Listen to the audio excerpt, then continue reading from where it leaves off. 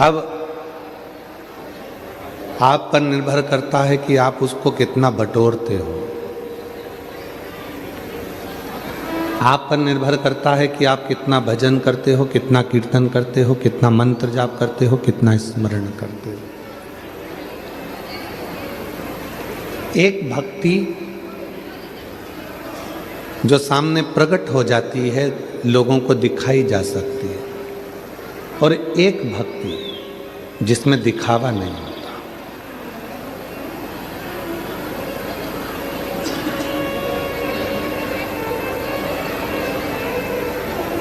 कितना सुंदर कहा है,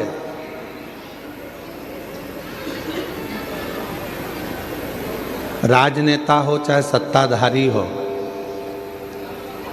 मिनिस्टर हो चाहे कलेक्टर हो,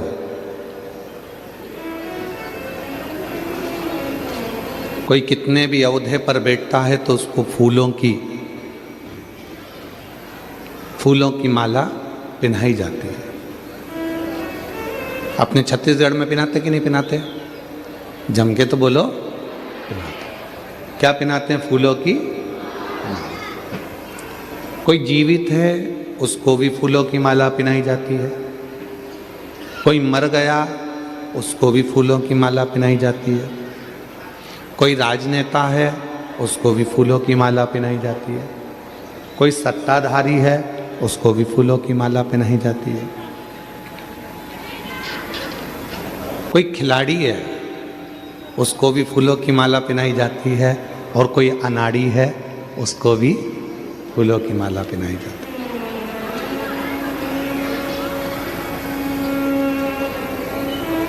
कोई प्रतिमा लगी है उसको भी फूलों की माला पहनाई जाती है। कोई गाड़ी है उसको भी फूलों की माला पहनाई जाती है। केवल एक मेरे भगवान ऐसे हैं, मेरे शिव ऐसे हैं जिनको फूलों की माला नहीं पहनाई जाती।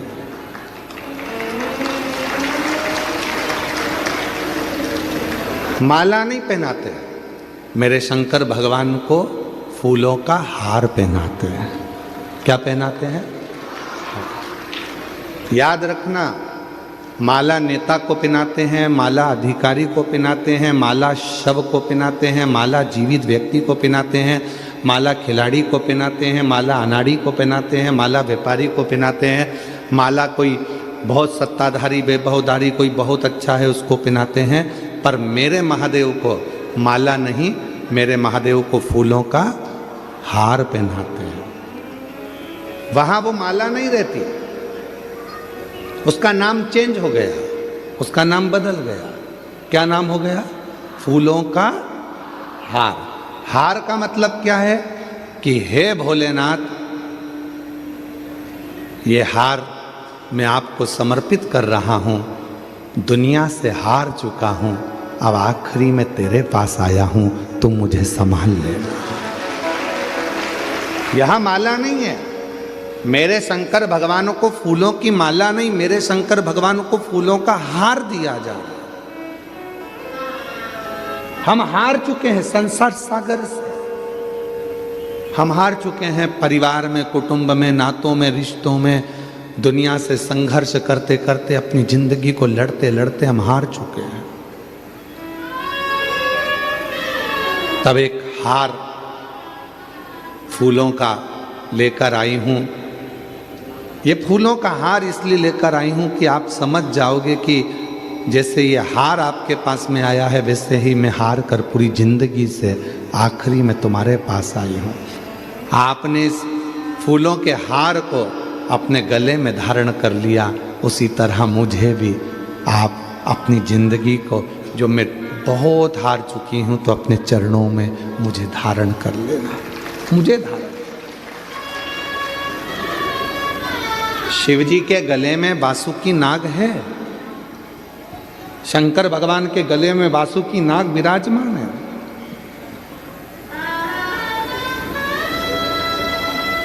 क्या आपको मालूम है बासुकी नाग को भगवान शंकर ने कब रखा था? जब मंथन हुआ समुद्र का और उस मंथन में अमृत निकल गया, लक्ष्मी निकल गई, ऐरावत निकल गया, माणिक मोती निकल गए, औषधियाँ निकल गई। अमृत लेकर देवता चले गए। वो वासुकी नाग सांप जिसको पर्वत पर घिसा जा रहा था, मंथन किया जा रहा था, वो वासुकी नाग एक कोने में पड़ा हुआ था। एक कोने में पड़ा हुआ है वो वासुकी नाग।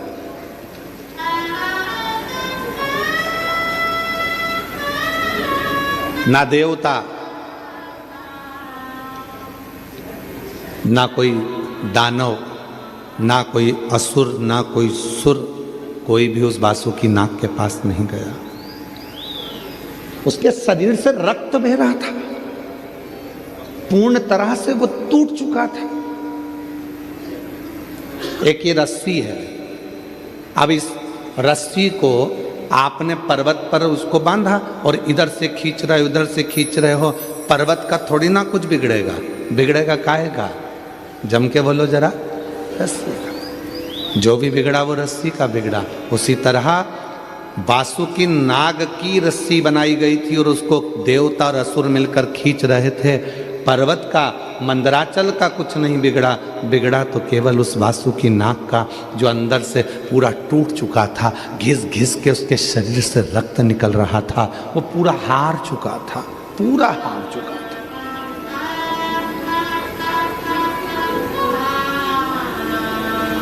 और पूर्ण तरह से जब वो हार गया, तब पार्वती जी ने उस सर्प को देखा तो शिव जी से कहा कि ये हार चुका है। शंकर भगवान उसके पास पहुंच कर कहते हैं, तू चिंता मत कर, तुझे अमृत तो भले नहीं दूंगा, पर इतना जरूर है, तुझे अपने गले में, क्योंकि तू हार गया है इसलिए मैं तुझे अपने गले में हार बनाकर पहन लूंगा। ये इसलिए मेरे शंकर भगवान को माला नहीं, फूलों की माला नहीं, मेरे शंकर भगवान को फूलों का हार पहनाते हैं। मेरे शिव फूलों का हार पहनते हैं, फूलों का। सब दूर से हार गया हूं। माला फूलों की पहनाओ नेता को, माला फूलों की पहनाओ राजनेता को, माला फूलों की पहनाओ अधिकारी को, माला फूलों की पहनाओ खिलाड़ी को, माला फूलों की पहनाओ व्यापारी को, माला फूलों की पहनाओ फैक्ट्री के मालिक को, माला फूलों की पहनाओ मजदूरों के आनंदमय अध्यक्ष को। जितने अध्यक्ष, उपाध्यक्ष, नेता, मंत्री, संतरी, कंत्री जितने भी हैं, जो मूर्तियां लगी होती हैं, स्टेचू लगे होते हैं, माला उनको पहनाओ। सब देवताओं को माला पहना सकते हो, मना नहीं है, पर मेरे शंकर भगवान को माला नहीं पहनाई जाती। मेरे शंकर भगवान को जब फूलों का माला नहीं, फूलों का हार जाता है, और वो हार अर्थात मैं जिंदगी से हार चुका हूं, अब मुझे स्वीकार कर लीजिए, इसलिए उसको हार कहा जाता है। शिव के मंदिर में फूलों की माला नहीं होती है, शिव के मंदिर में फूलों का हार होता है। बहुत हारा हूं, तब तेरे दरवाजे पर आया हूं, तब तेरे।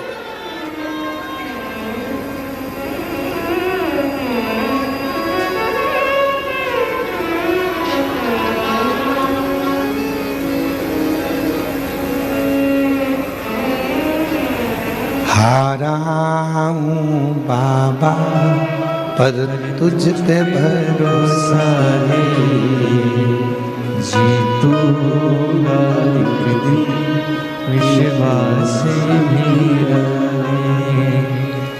हारा हूँ बाबा पर तुझ पे भरोसा है, जीतूंगा एक दिन दिल ये कहता।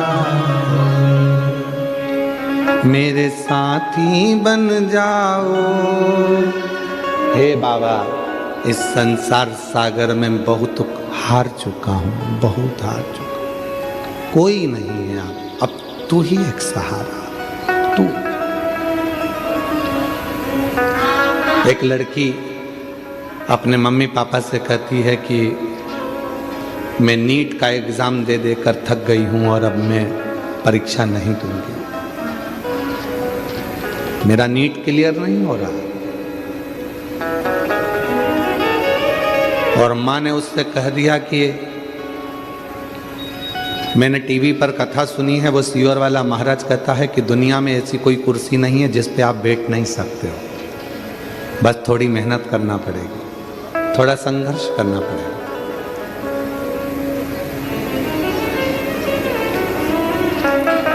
एक बार शिव महापुराण की कथा में पहुंचना पड़ेगा। चल मैं तुझे लेकर कुबरेश्वर धाम चलती हूँ, सीहोर चलती हूँ।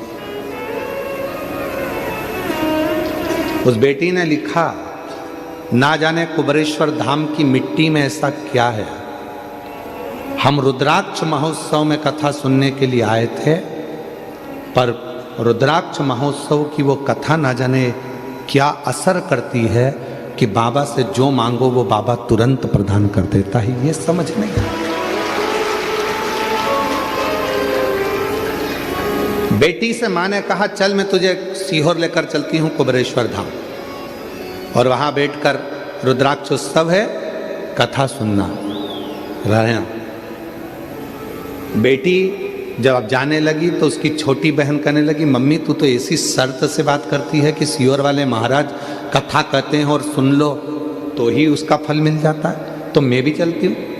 छोटी बेटी भी साथ हो गई। बहन की एक लड़की थी, उसने कहा मौसी तुम जा रही हो तो मैं भी चलती हूँ। सीहोर पहुंच गए। कुबरेश्वर धाम पर रुद्राक्ष महोत्सव की 7 दिन की पूरी कथा आसन लगाकर, अपनी दरी बिछाकर, अपनी ओढ़ने का कम्बल सब लेकर गए। सुना। दोनों लड़कियां जो साथ में गई थी, एक लड़की तो दे रही थी नीट का एग्जाम बड़ी वाली, 2 लड़कियां साथ में गई थी, उनने भी कह दिया। एक बोली, मौसी तुम कहती हो कि सीहोर वाला बाबा कहता है कि यहाँ से कोई खाली नहीं गया है, तो हम भी नीट का एग्जाम देंगे। छोटी बहन ने कहा कि मैं भी दूंगी, और देखती हूँ वो सीहोर वाले बाबा को, क्या हम तीनों नीट का एग्जाम क्लियर कर सकते हैं। पत्र आया।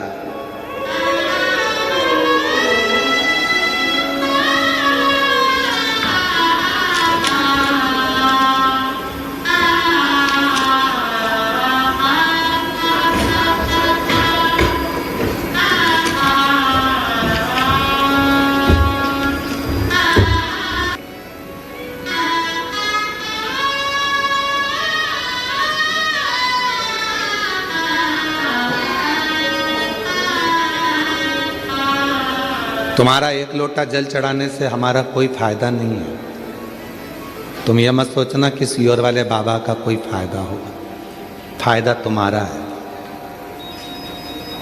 बीच रास्ते में ट्रैफिक पुलिस के लोग तुमको रोक कर, गाड़ी को रोक कर कहते हैं कि सीट बेल्ट लगाओ, हेलमेट लगाओ, उसमें ट्रैफिक पुलिस का कोई फायदा नहीं है, उसमें फायदा तुम्हारा है।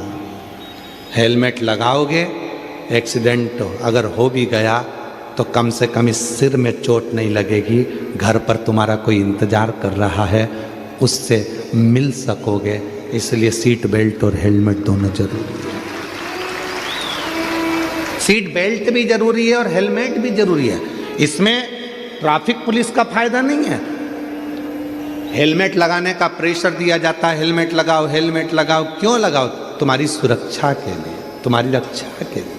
छोटे छोटे घर में बच्चे हैं, घर में कोई इंतजार कर रहा है तुम्हारा कि पापा बाजार गए हैं, आते होंगे, और कोई घटना घटे, उससे अच्छा कि हेलमेट लगाओ, सीट बेल्ट लगाओ, क्या जाता है।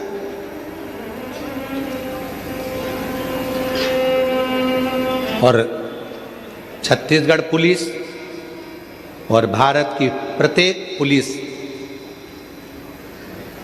आपके साथ कदम से कदम मिलाकर खड़ी हुई है, आपकी सुरक्षा के लिए, आपकी रक्षा के लिए। आप उनको साथी बनाकर चलो ना, वो आपके साथी बनकर चलना चाहते हैं कि भाई आप स्वस्थ रहें, आप ठीक रहें, स्वस्थ रहें, ठीक रहें।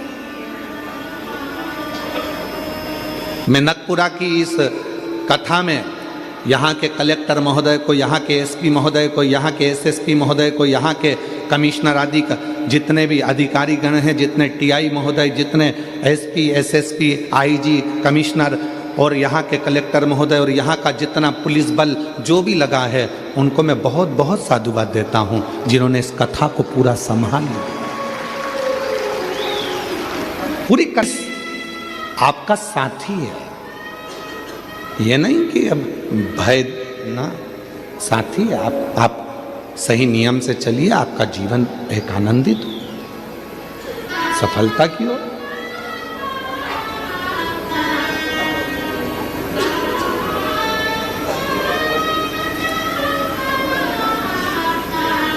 शिव कथा कह रही है,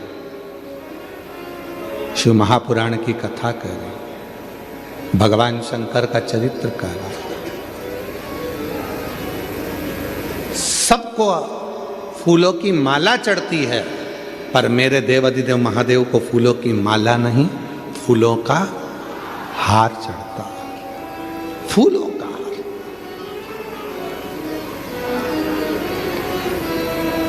सब देवताओं को भी फूलों की माला चढ़ जाती होगी, पर मेरे देवाधिदेव महादेव को तो केवल फूलों का हार। क्यों? क्योंकि उस बासुकी नाग पूरा हार चुका था, पूरा हार चुका था। वो बासुकी नाग अंदर से टूट चुका था, पूरा हार चुका था। और मेरे भोले बाबा ने कह दिया, तू हारा है, इसलिए मैं तुझे अपना हार बना लेता हूं, तो चिंता मत कर, मैं तुझे संभाल लूंगा। संभाल।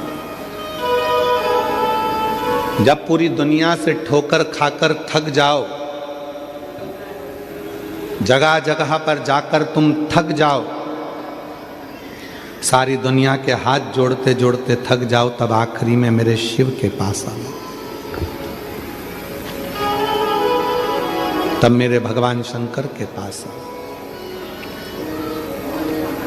पर शिव के पास जब भी जाओ तो थोड़ा चेहरे पर स्माइल होना चाहिए। हम पहले भी कहे, आज फिर कहते हैं, अपनी स्माइल और अपनी स्टाइल कभी कम मत होने दो।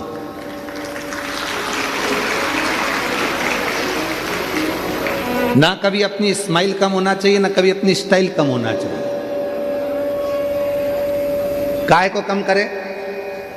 शान सत्ता से रहो, वैभव के साथ।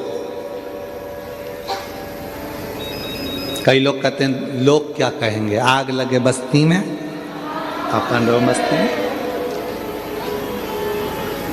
क्या किसको रोइए, चादर तान के सोइए, अपने को क्या करना।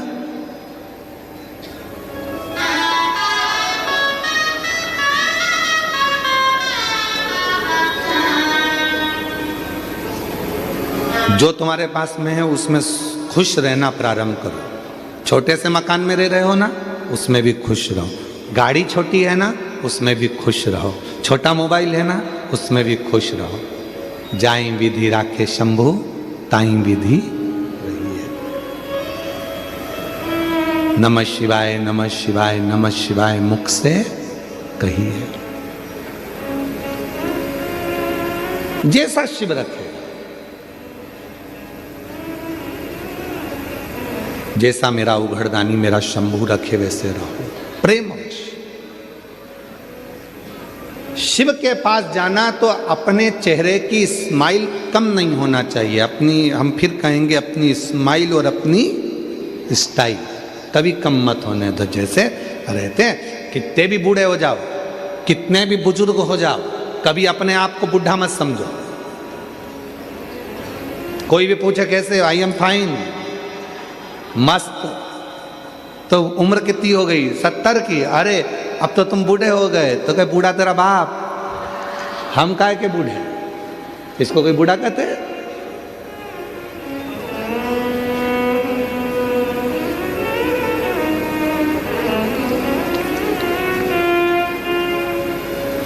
सरकारी नौकरी करने वाले को गवर्नमेंट 65 साल की उम्र में, 60-65 ऐसी कोई उम्र होती है, उस उम्र में उनको कह देती है कि अब तुम रिटायर हो गए, अब तुम घर जाओ।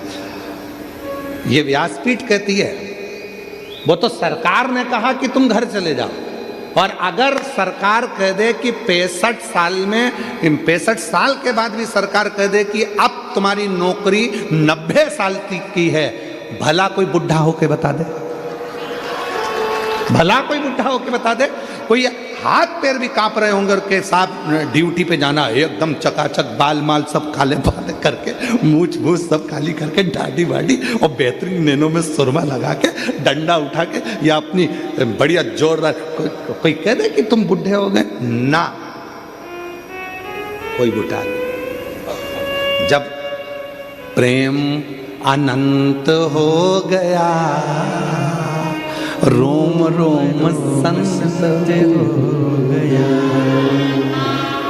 कोई कह दे, टीचर से कह दिया तुम्हारी उम्र 60 साल की होगी, 65 साल की हो गई, चलो अब तुम घर बैठो, और अगर उसी टीचर मैडम से, उसी मैडम से कहा जाए कि नहीं अब सरकार ने ऐसा कर दिया है कि तुम्हारी उम्र भले 90 साल की हो जाए, तुम नौकरी कर सकती हो, तो मैडम भी जब भी स्कूल में जाएगी तो बूढ़ी नहीं दिखेगी। अर्थात बूढ़े हम सोचते हैं तो बूढ़े होते हैं, विचार हम कमजोर करते हैं इसलिए कमजोर होते हैं। जिस दिन तुमने मन में सोच लिया कि मैं इस कार्य को कर कर रहूंगी, मैं डॉक्टर बनकर रहूंगी, मैं इंजीनियर बनकर रहूंगी, मैं ये बनकर रहूंगी, तो दुनिया की कोई ताकत नहीं तुम्हें रोक दे, तुम उस सिंहासन पर बैठोगे। एक पत्र है, अच्छा है,